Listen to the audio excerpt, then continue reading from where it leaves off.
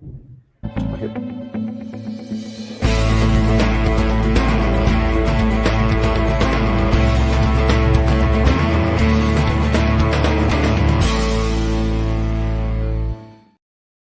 I'm David with EV World News. We talk about electric vehicles, green energy, and the stock markets. And I'm back today with our resident engineer, Mike Herzog. How's it going today, Mike?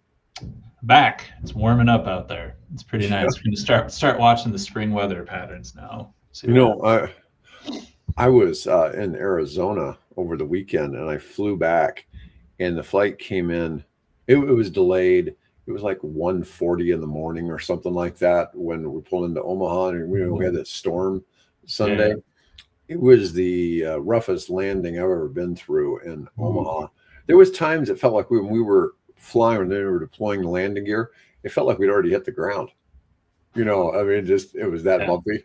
And the plane, even when it was sitting at the gate, parked, was still like... You could still feel it. Yeah, it was still wobbling. Boy, the wind we got, whatever, it must have been a weird direction or something. Because, it hit everything kind of funny that day. And it was strong. And I think that hopefully that's the last winter. And now it's on to bright, sunny skies.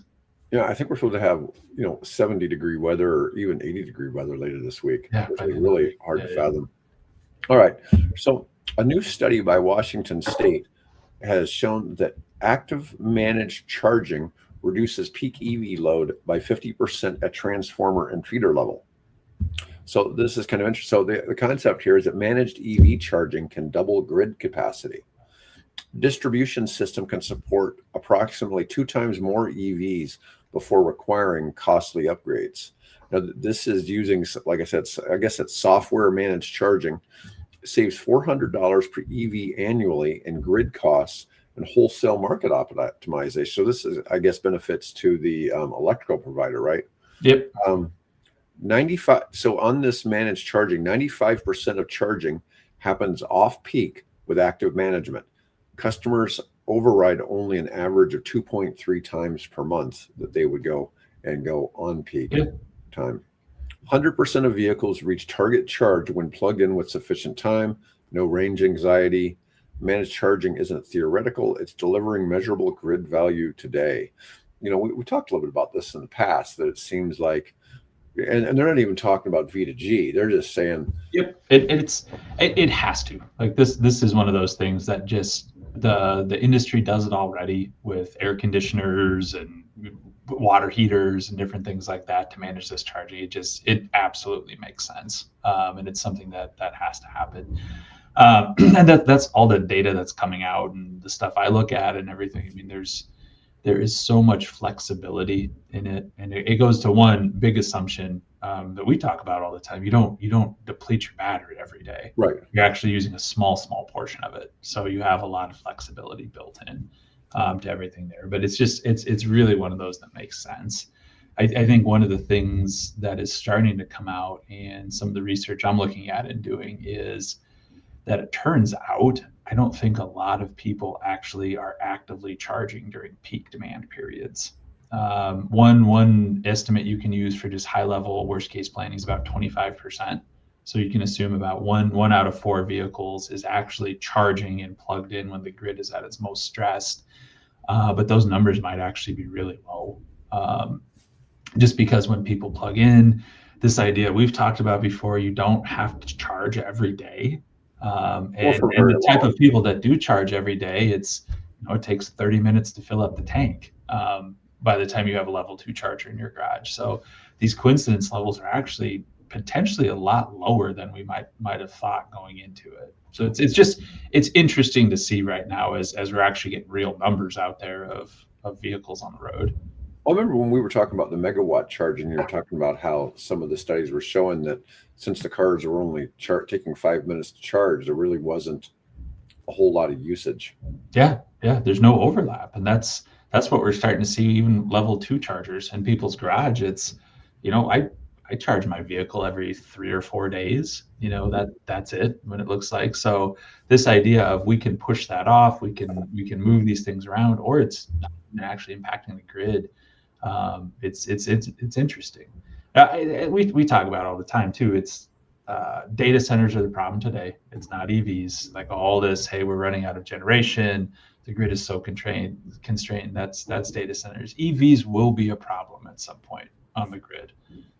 Even with active charging, at some point we're going to have to rebuild facilities if everybody has an EV in the garage. But the active charging buys us a long time and what we're able to do. Yeah, I mean, you see all these assumptions people make that all EVs are going to charge at the peak of the energy market, and it's just, for starters, that's not possible. But it's still, it appears that it's like you're saying, at worst 1 in 4.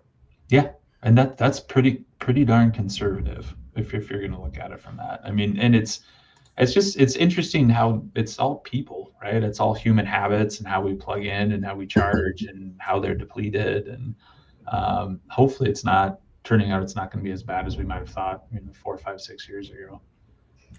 All right. So I want to move on and talk a little bit about Tesla stock, because in the past week, Tesla jumped back up to $416 briefly, and then it's fallen back down to where are we at? $397.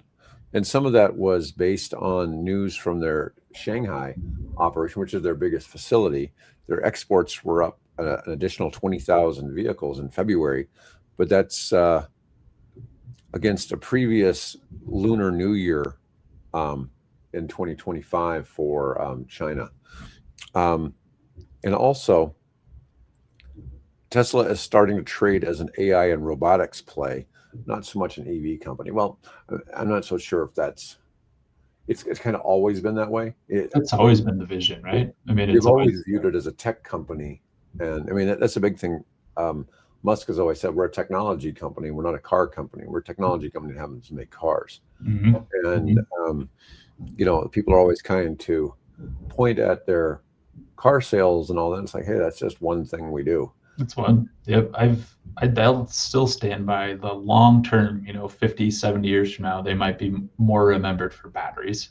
And as you're putting out home use batteries and grid scale batteries. I think it's probably going to be robots. Yeah. And it could be it could be something, very random out there. Yeah. It seems like the most obvious thing that's going to be the big thing. And we're all going to be owning robots and telling our robots what to do. It'll get pretty weird, I think. Let's see. 2025 auto revenue was down 10%, and net income for autos was down 46%. China market share was down to 8% from 10%. So that was a pretty big drop. They lost a pretty big chunk of Chinese market share. But one of the things is, in China, you literally have hundreds of EVs to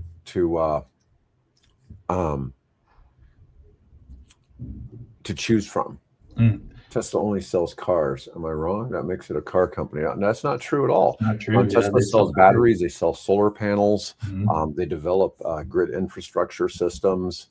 They sell data to insurance companies. There's a number of things they do. They sell carbon credits. There's a lot of things that they do that are not just purely not just car manufacturing. And so one of the things is too, in the tech space. So this is something that people, we talk about Tesla. We're talking about the Tesla stock. Stocks let trade on prospective future business, and so it's not necessarily the fact that it sells cars today. Okay, because like what Mike and I are saying is Tesla might stop selling cars in 10 years. You never know, because they've already pulled the Model X and the Model S assembly lines to start making robots. Okay, and so they're about to start selling robots around the world. And I realize like SpaceX is a different company, but when you think of SpaceX, you think of them, they transport astronauts into space, right? But in truth, what they're mostly doing is putting that Starlink system up in space. And that Starlink system is incredibly profitable for them. So it's interesting to kind of see some of the things. And of course, then that whole organization also is an AI company, and they own Twitter, and all these other things. And it's really wild to see. And they're about to release the, the X dollar. the X dollar is going to be, it's a Venmo type service that's part of the X platform. So, and he's been talking about this for a long time. I've heard it's been on the back burner for a long time. Yeah, right? so they've been employees. So they've got about 20,000 employees. The employees have all been using it. Okay. So they've been beta testing it on all of the employees. And I don't know if they're using it across Tesla employees too or whatever, but they've been using it internally. But yeah, so it is kind of interesting to see. So we talk a lot about nuclear stocks here and emerging advanced nuclear reactors, the small modular reactors. And in almost all of those companies, they don't sell anything. And this is what's kind of wild. All they are is R&D companies designing new reactors, and some of them are worth like $15 billion, and they've never really sold. They haven't actually produced anything. Yeah. A tangible product somebody could go out and buy. Yeah, because people are investing in them because of the future. And sometimes this is kind of confusing because, like, Osha, if you were running a business yourself, you don't necessarily have that. If you're running a computer store and you don't sell enough computers, you might have to close the business. But in the case of somebody like Tesla, if they don't sell enough cars, it doesn't matter because they're singing all this cash from all the stock they sold. Yeah. And no, they've diversified for ever. I mean, since they've been acquired. Because that's, I mean, to be fair, that's what they started as, though. I mean, before they were acquired, they were a vehicle company that wanted to disrupt the car market, apply Silicon Valley principles, but since they've been acquired, I mean, it's just a massive conglomerate of a lot of different things happening. Musk, when he sold his shares of PayPal, I think he got, and I'm not sure, it might have been like $200 million, something like that. His brother got some money. Peter Thiel got the lion's share of it. He took that money and put like half of it into SpaceX and half of it into Tesla. Didn't hold on to anything. And but he only got about 200 million. I follow the guy that created Venmo and sold it. That guy got 800 million when he sold Venmo. Yeah, that's Brian Johnson, the longevity expert. I follow him. I love his stuff. He's pretty weird. Okay, he's definitely an eccentric, wealthy dude, but I kind of like that. I find that fascinating. I joke with people. I've gone from one eccentric look to the other. I was going for the long-haired eccentric look. I'm going for the short-haired mental patient eccentric look.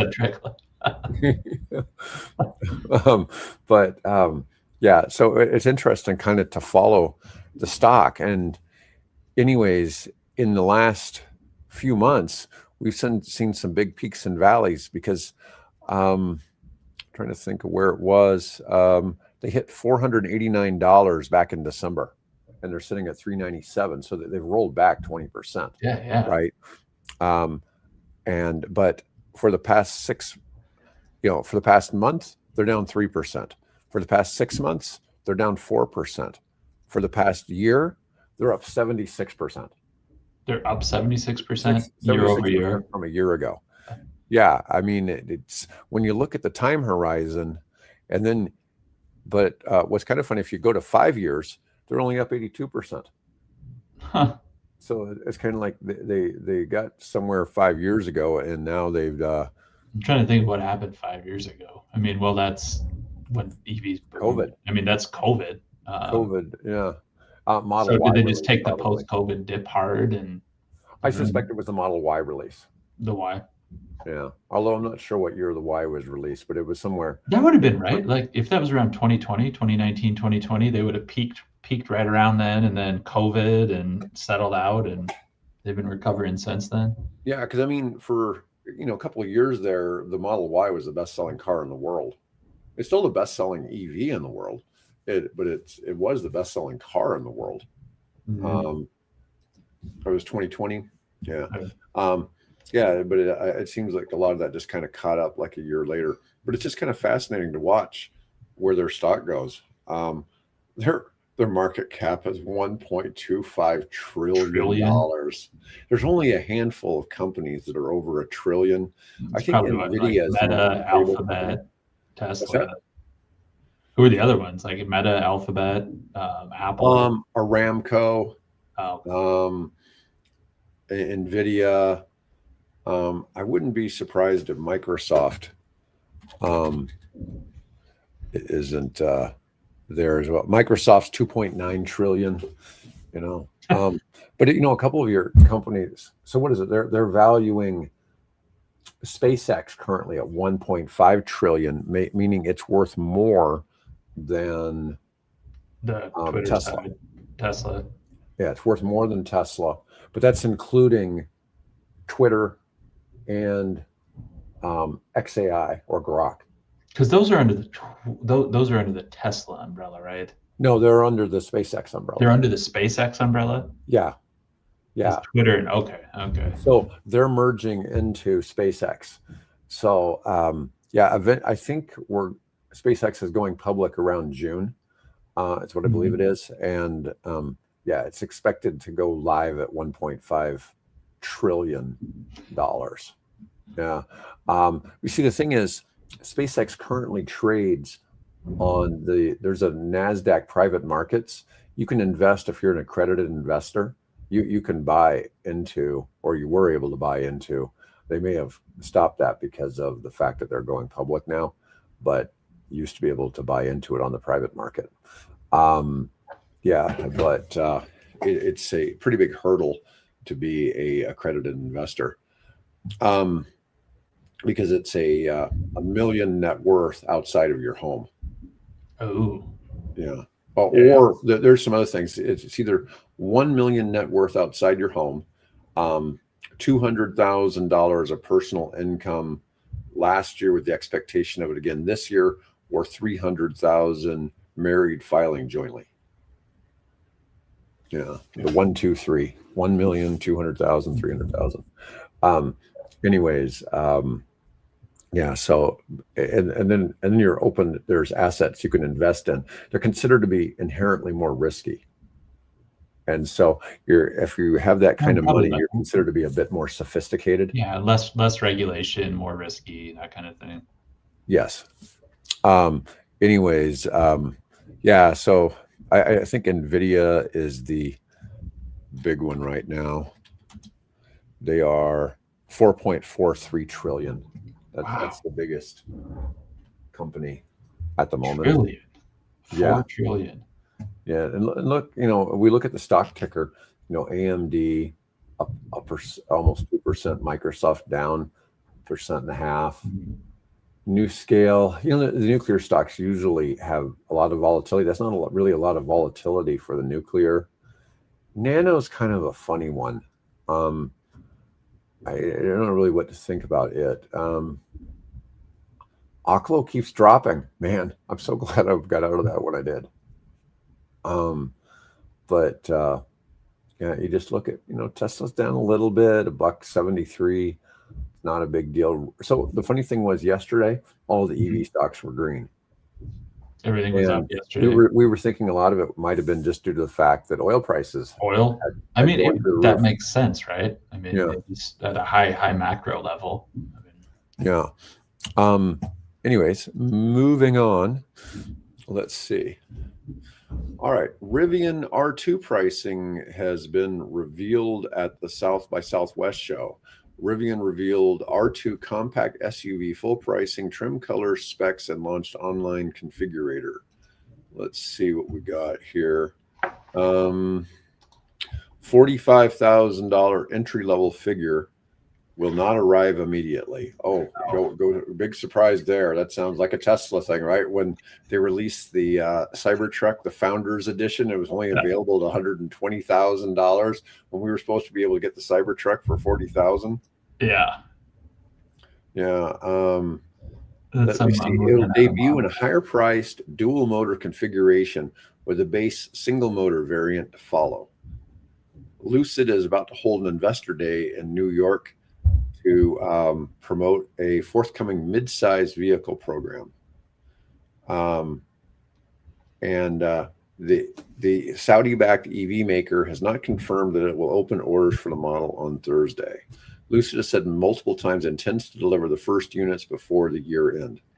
So I don't know if it's going to be some kind of surprise car. I could see them falling into that range. That small to mid-size SUV. That's a good space for a luxury vehicle. Wow. When Rivian went public on November 10th of 21, it priced its shares at 78. They went to an all-time high of 172, pushing its valuation to approximately 150 billion. Rivian had delivered fewer than 200 vehicles at the time. Its IPO was the largest in the United States since Facebook in 2012. It's like in a Rivian? 9-year span. That's really surprising me because, like, when um, X goes or SpaceX goes public at 1.5 trillion, that's just going to dwarf that.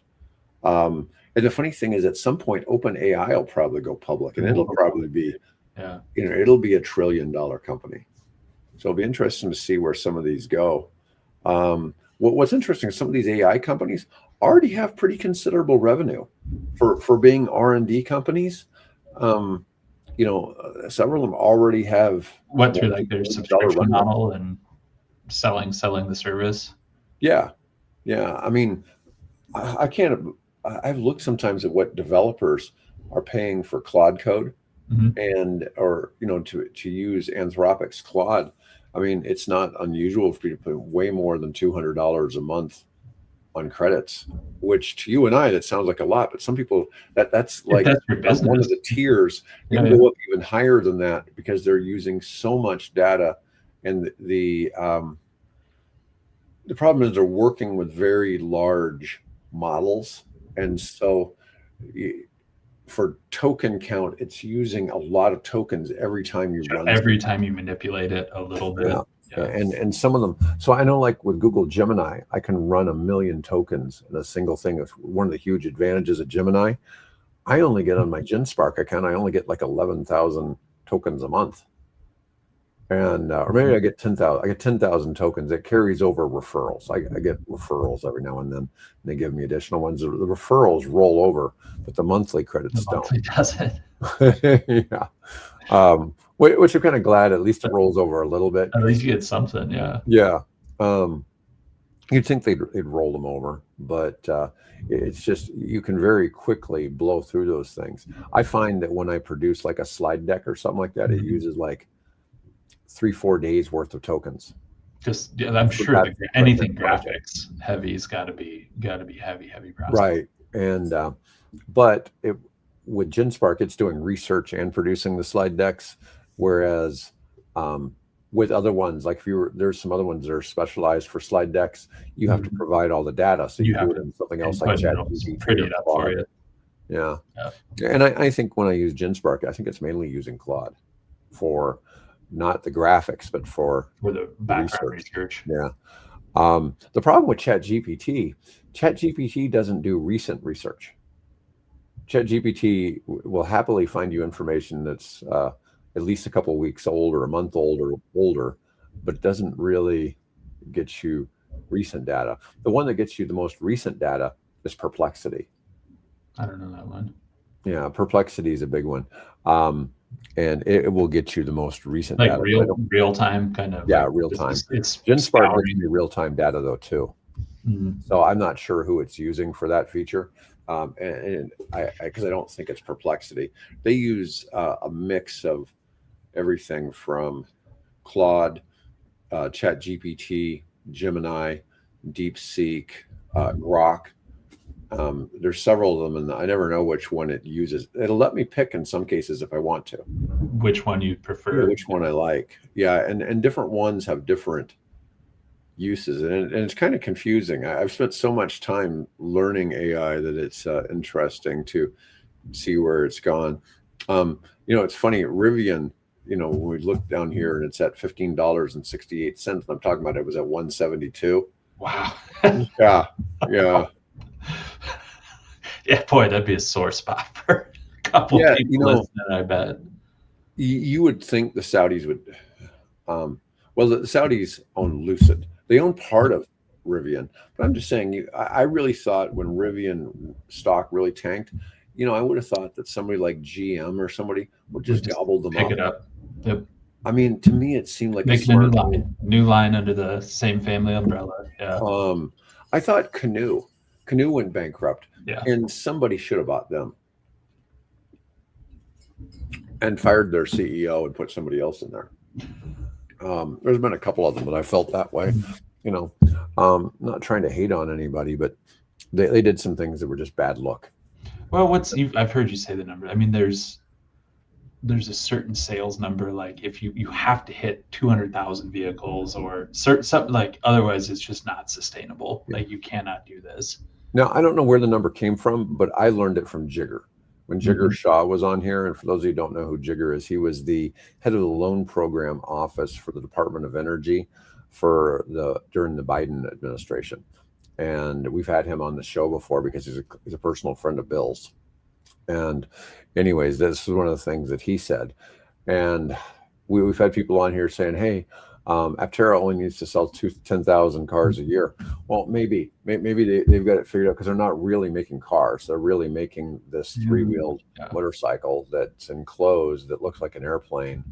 If you put wings on it, it would probably fly, because it sure looks like it should fly. It does. I mean, it's cool. It's a Jetsons car. I mean, it would be awesome to have one of those and be riding around town in it and let people just wonder what the hell that is. But especially as fast as it is, because it's really quick too. But anyways, enough on Lucid and Rivian. Let's see. Oh, so there is a Twitter trial. Elon Musk Twitter trial closing arguments are this week. Shareholders claimed Musk manipulated Twitter stock downward before the $44 billion purchase in 2022. Oh, we got some sour grapes here. Trial centered on a bot count dispute. Musk claimed that 20% plus of all the accounts on Twitter were bots. Twitter's ex-CFO testified closer to 1%. The company disclosed 5%. I remember it was more like 50%. So this is going to be an interesting one. Musk was right about them being a lot of bots. I've watched and seen they've gone through and cleaned out bots. I'll see. One time I saw 2/3 of all of my viewers on Twitter after bots got swept away. Yeah, it's like, but I'd look at these people who are adding, and I go check them out, and it's like nobody follows them. How did they find me? It's like, how did they find? It didn't look like they were searching for EVs, kind of thing, and it just seemed so random. Twitter paid $809 million in 21 to settle prior claims of overstating growth and user figures. The bot problem wasn't new. So this was before Musk bought it. Yeah, this is a long time ago. Yeah. The judge noted the jury pool had negative Musk views, but instructed a person not universally liked still deserves a fair trial. Yeah. Musk also faces an April 27th OpenAI trial. Well, he sued OpenAI. He's pledged the winnings to charity. So Musk isn't going to take whatever he gets out of that. He's going to give it away. I don't know. Even somebody universally disliked deserves a fair trial. Yeah, he's not universally liked. But he's famous, right? And not everybody appreciates the things he does. I mean, there's no question. And once again, we go back to my whole eccentric thing. I like eccentric people, but and it's one of those, like the foundation of that argument. How do you say that to somebody just saying it's 20%? Now, if you published a paper and I did all this research and calculated 20%, and it's just for somebody who has a bag full of really, really poorly received remarks, he said off the cuff, like, how do you go after somebody for that? Here's one of the things that's been interesting. Musk is before, when he has said things on Twitter, he's definitely manipulated the price of crypto, and because anytime he mentioned his dog on Twitter, the price, I can't remember what his dog's name is, but it would, if anybody knows, put it in the comments. But that crypto, there's a crypto named after his dog, and that crypto, the price would change. Like just because it's registered on there. Yeah, and so it was, you know, it was just kind of a funny thing. But there was other stuff. He was warned not to discuss Don't stocks say these things on because Twitter because he's gotten in trouble with the government before. Anyways, yeah. So it's not like, I don't know that he's intentionally trying to manipulate things, but if he said positive things about Bitcoin, whoop, it goes you up. know, he's just that influential of a figure, and it's tough when somebody's like that. You either love her or hate him. I mean, I think what he does is good for humanity. Is he weird? Yeah, yeah. But like I said before, these people who seem eccentric, they move the needle. Mhm. They make real change. And when Musk says he's going to do something, he's not real good on his dates. Timing's Okay? bad. His Timing's bad. timing is always off, but he always makes it happen. And just, although I will say, we thought we were getting a Model 2, and that turned into the robo taxi. Turns So, into a robo taxi. but the robo taxi looks like it should be the Model 2 because it's only a two-seater car. The idea is that it's just going to be something that's, automated hauler. Yeah. Yeah. Anyways, all right. How familiar are you with this Nebraska legislation, the LB 1010, about battery storage? Which one is it? Is it the So, bring your own generation, or is it the yeah, other? so battery storage legislation enabling private battery energy storage financing while keeping public power monopoly intact. I don't know if that's the big one or if it's a side, but there's a pretty big bill going before the legislature right now about bringing the ability to do private power development and sell into the market. Oh, good. Oh, good. So that would bode well for one of our projects too. Yeah. No, Yeah. it opens up the state. It's have you heard about that at all? It's Google wants to build the largest data center in the country just south of Lincoln. Of They've course. had with Google, Google and utilities, and they're trying to set it up just over by Beatrice, I think, in Gage County. Okay. They've had all kinds of not, I shouldn't say backdoor deals, but behind closed doors negotiations on all of that. And Google wants to build Payoffs. largest power plant in Nebraska to power it. What are they going to use to power it? Natural gas. Of course, right? Yeah, Why not? Of course. Yeah. It's like natural.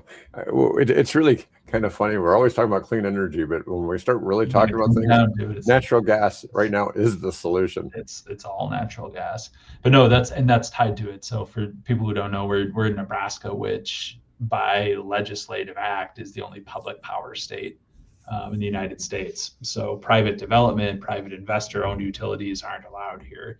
Part of that's been power generation as well. Now we've opened up exceptions to that for renewables like wind and solar. You can have private development, but not for traditional gas generation or coal or anything like that. But there's bills before our legislature to change that right now, and it turns out those are there every year. I mean, people add that stuff to the legislative docket every year, but now Google's pushing very, very heavily for those things too, because they want to build a big old natural gas plant.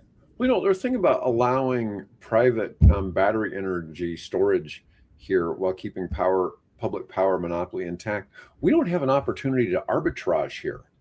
So, like, if you went to Nevada or California, there's an opportunity to buy cheap electricity at night and sell it back to the grid during the day. And we don't have that opportunity here. We do. We can't do that, but you can't do it if you're private. Within the state, it has to all be for the public good. But we still have assets where you can play the power market. You can buy low, sell high, just as it goes through. But they have to be owned by the utility. It can't just be private industry, private, whoever doing it. It has to be utility based. So and that's what these laws are trying to change. Probably fixes that. Yep. Okay. Let's see. All right. So oil prices have hit $120 a barrel due to Trump-Iran tensions. The Federal Reserve is facing the toughest oil shock in decades, balancing inflation versus recession risks. All right. So here comes another big shocker. So, we talked about Ford and Stellantis and GM doing write-downs in the EV space. Mm-hmm. Here comes Honda. Honda cancels 3 U.S. EVs and is taking a $15.7 billion write-down. First annual loss in 70 years for Honda. Whoa. Yeah. The saloon sedan, the Honda Zero, and the Acura RSX, all unveiled at CES 2024, were supposed to launch this year. They've all been canceled. The $15.7 billion write-down is covering EV business restructuring, and China operations are struggling. First annual loss in 70 years, mostly compensating suppliers for canceled contracts. Well, that's fair. Mm-hmm. EVs are only 2.5% of Honda's 3.4 million global sales. That's 84,000 units. China sales especially dismal at 17,000 units versus their 677,000 total Honda sales in China. In China. Yeah. Refocusing U.S. lineups on hybrids, admitting inability to compete with newer EV manufacturers on short development cycles and software. Perfect parallel to the Volvo story. Another major automaker retreating from the U.S. EV market amid tariffs and weak demand. We talked yesterday, we talked for a long time about how excited we were about the EX30 coming to the U.S. because it's been a sub 30,000 small SUV from Volvo, but it hit us at 40,000. Okay, a full third more. Well, one of the things Volvo had was this deal that they manufacture stuff in the United States and export it from the United States to Europe and other parts of the world. And right? Yeah, well, because of that, they weren't getting hit with the tariffs the same. Mm-hmm. And they ended up, something happened and they still got wrapped up in the tariffs, and the EX30 just didn't work. So they dropped it for the US. Still sold in Canada and Mexico. They're dropping it in but not in the US. Yeah. Wow. Now, they still have like 3 or 4 other EVs. Those are all continuing. Okay. So it's not like it's for Honda's bailing. We had a listener yesterday mention something about the United Kingdom having electrified beating petrol, and that was like for December or January. But for February, electrified vehicles, and this is battery, plug-in hybrid, and just hybrid only, took 48.9% of the market versus petrol only at 46.5%. This is the first time ever in February. Now, previously, what's the extra percentage gas, like hydrogen? I'm trying to think of if 48. Yeah, so we're missing 1, 2, 3. We're missing about 4. I'm going to assume it's diesel. Oh, so yep, that's it. When diesel is included, ICE still holds 51% market share. Okay. It's the era of the hybrid, not battery electric vehicle takeover. Pure battery electric vehicle, and this is the United Kingdom, fell from 25 to 24%. So that's not a big change. Plug-in hybrids surged 43.5% as bridge technology. Well, we've talked about this a lot of times. The manufacturers all say, well, plug-in hybrids are just a wasted step. But it seems like in the minds of consumers, it's a necessary step. It's the baby pool, right? We want to get our toes in the water and see how it works and still do all of that. But I think we've talked about it for years. Once people realize just go full electric, just go all electric if that's what you want to do. But for people, for consumers, it's baby steps. Yeah. Yesterday, Bill and I talked about the reliability of the Chevy Bolt, which is an all electric car, but they had one called the Volt, which was a plug-in hybrid, and they discontinued it prematurely. Well, and it was like the first one, right? I mean, yeah, but it was really, it was too soon for the non-California market. Mm-hmm. Okay, and I think if it was being sold today, they'd probably sell tons of them. You've got a combination of like that almost 40-mile range battery, which almost allows you to just drive it like an electric car all the time. And then you have decent gas mileage as a gas car. I mean, it had a 40-mile all-electric range 15 years ago. I mean, it was doing fine back then. Yeah. I mean, it was impressive. It had half the range of, say, like the Nissan Leaf. Mhm. and plus had the gas engine with it. Yeah, so it's kind of sad to see that, but leave it to GM to not figure it out. But in all fairness, the market demand when they had it wasn't there. Now Mhm. the market demand would be there, It's changed. Yeah. and now it's too expensive to retool and go back to it. And they keep going through these changes, and some of it I blame on politics, right? Oh, yeah. And we have different government Different administration. incentives, different administrations, and to pinball back and forth like that. Yeah, I'd catch up to you. Let's see. Um, in the UK, Tesla is down 37% year over year. Chinese brands BYD and MG aggressively capturing entry and mid-market segments that Tesla sort of abandoned. Buyers more likely to leave a dealership with some sort of battery assistance than pure petrol, but not ready for the full battery electric vehicle lineup. We know, as we've talked a lot in the United States, all the successful EV companies. Oh, wait, that's Tesla. Um, you know, Yeah. they have that different model, and Lucid and Rivian are trying to They're do the following same suit. thing. Yep. Yep. All right, I got one for you here. Why electricity prices keep rising? It's not renewables; it's the 100-year-old regulatory model. That that's bureaucracy. Root cause: century old cost of service regulations rewards utilities for building more infrastructure, not for delivering efficiency. Um, it's a perverse incentive. More utilities build, more they earn, more customers pay, guaranteed returns on capital spending. That is a 100% true statement for an investor-owned utility. For any project they do, if they can demonstrate to the Public Utility Commission that like this is a valid project, we have to do it, they have a guaranteed rate of return, and Mhm. it's like 8% or 10%. It's not a small number on their investment and all of that. So yes, there is 100% like incentive to, if we build, like we have a return on investment for our investors. Yeah, yeah. It's kind of funny because I talk about this all the time. It's like, okay, Quebec sells New York power for 4 cents. Mhm. They sell it to the customer for 25 cents. They're allowed to take 10% as profit, which is 2.5 cents. Where's the Mhm. rest of it going? And it's all that inefficiency in between, right? Yeah, yeah, yeah. I don't know. I wouldn't.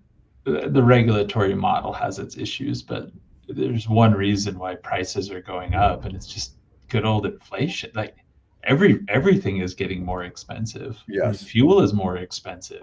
The cost of metal is more expensive. The cost of labor is more expensive. I mean, I wouldn't say up until the past year or two, electricity certainly hasn't outpaced inflation, as far as what you're paying at a retail rate. So the fact that it's going up by 8, 10% a year over the past 2 years, it's still just catching up because it avoided inflation for a long time. Yeah. So the load growth is a perfect storm for increasing energy rates. Data centers plus EV charging plus climate resilience upgrades equals massive spending justified under the old rules. Regulatory capture, public utility commissions understaffed, outgunned by utility lawyers.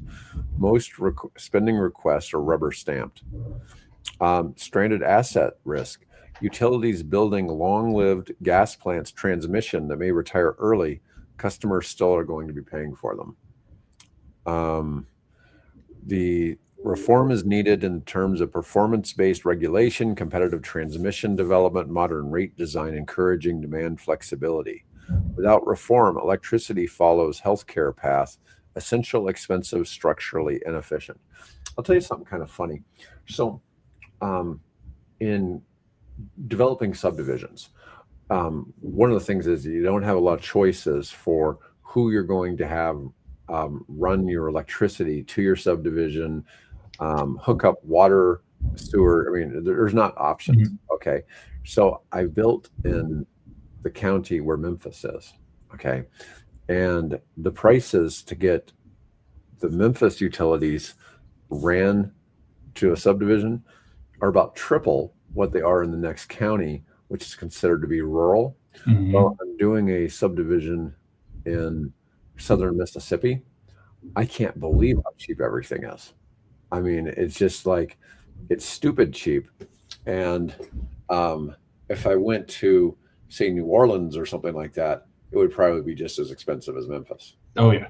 Yeah, Yep. and but it's just insane, and a lot of it is that efficiency, right? Because the utilities are only allowed to make their monopoly, and they're regulated. They can only make, I think it's like you're saying, it's like an 8 to 10% profit. Hmm. Okay, and um, and that's it.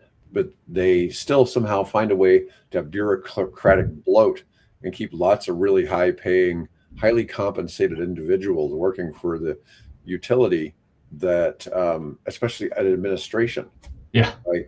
And at the Yep. top of it. And It's a they, lot of overhead, a lot of right. overhead costs in there.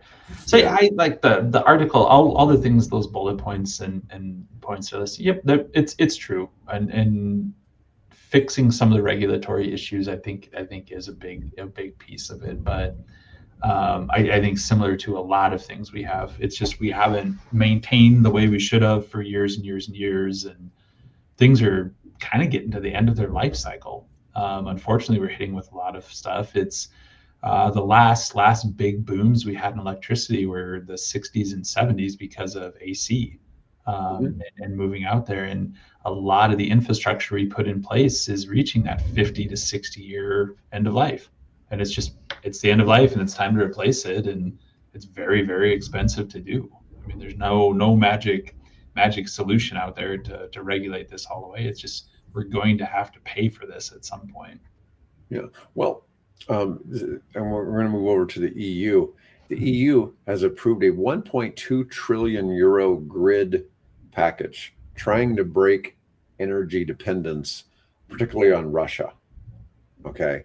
So, despite cutting Russian gas, the EU is now heavily reliant on US liquefied natural gas, and of which their LNG for the EU, 10 to 15% passes through the Strait of Hormuz, which isn't good. So, the grid package aims to speed grid build out, boost cross border interconnections, reduce fossil imports.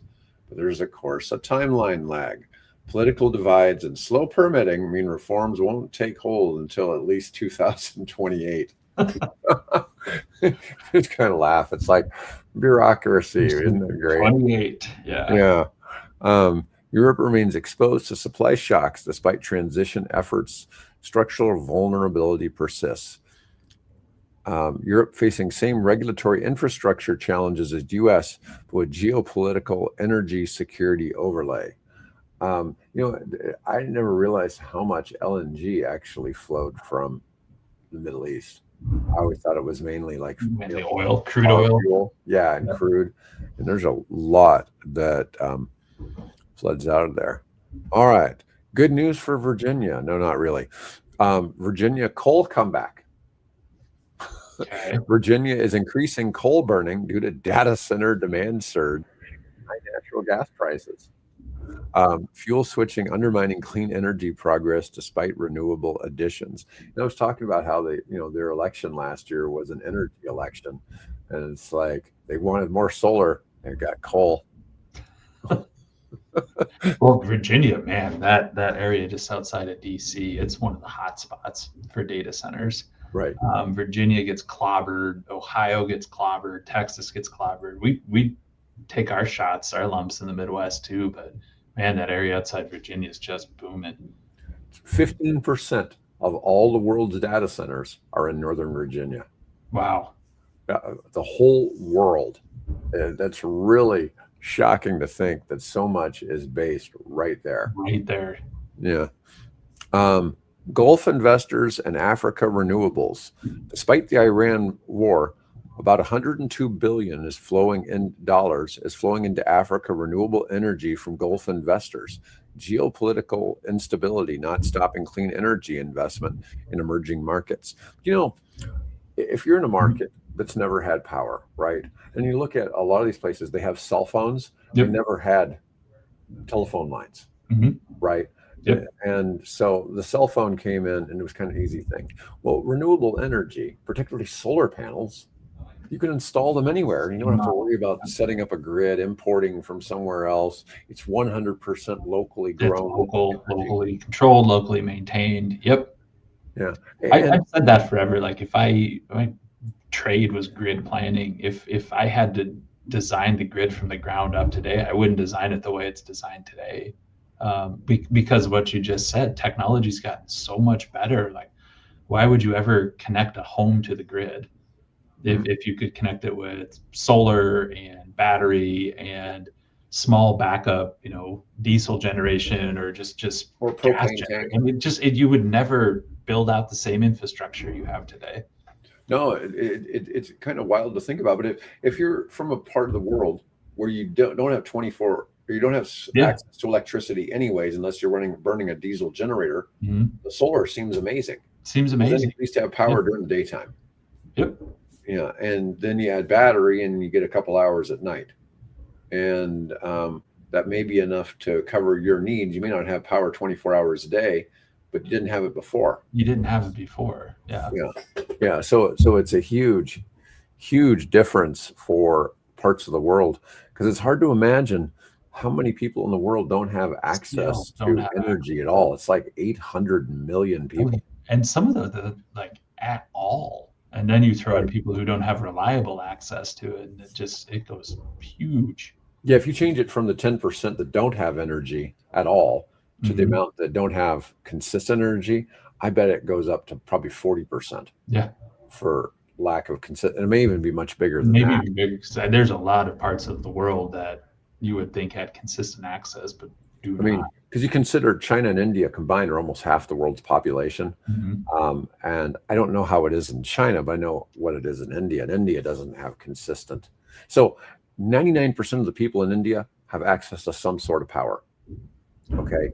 But the consistency is the issue. Consistency and reliability, and yeah. My favorite has been the Hawaii. When we've had our friend from Hawaii on a conference Mhm. call, and he has to use his phone for the conference call because the power's out. Yeah. And we're talking about how do we get, help deliver energy to Hawaii. And then just, I had some other It's guys, places like that. It's just surprising. It's just surprising. some friends went to talk about nuclear with people in the government in the Philippines, and they had the meeting by candlelight because it was in the evening and there was no electricity. I mean, that should be your closing arguments right there, right? Like, Yeah. see, Well, you can use candles or you could use nuclear, there you go. yeah. But anyways, but that's what we've got for today. And anyways, I want to thank everybody for watching today. Mike, thanks for being on. I'll be back with Bill on Friday. And anyways, until then, everybody have a great day.